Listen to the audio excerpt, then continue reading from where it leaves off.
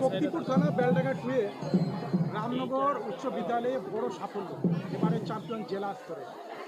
তো এই সাফল্যর কীভাবে আপ্লুত করে? ব্যাপারটা হচ্ছে আমাদের রামনগর স্কুল শুধু এবছরই নয়, দীর্ঘদিন ধরেই মানে কি ফুটবলের ইতিহাসের একটা সুনাম আছে। আমাদের স্কুলের অনেক আগের একজন মাস্টারমশাই তিনি এই স্কুলের ফুটবলের বীজ বপন করে গেছিলেন। তার নামটা হচ্ছে অশোকবাবু। আমি ওনাকে দেখিনি, উনি এখন হয়তো স্বর্গগত, উনি ভালো থাকুন।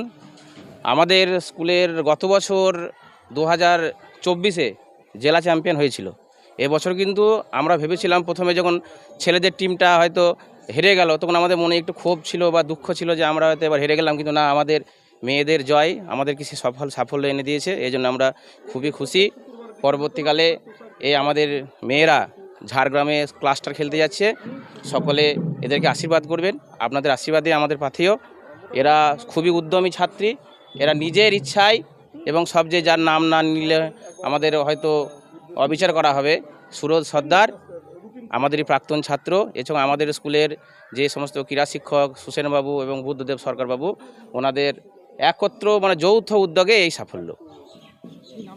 আমার নাম উত্তম নন্দী, সহশিক্ষক, রামনগর উচ্চ বিদ্যালয়।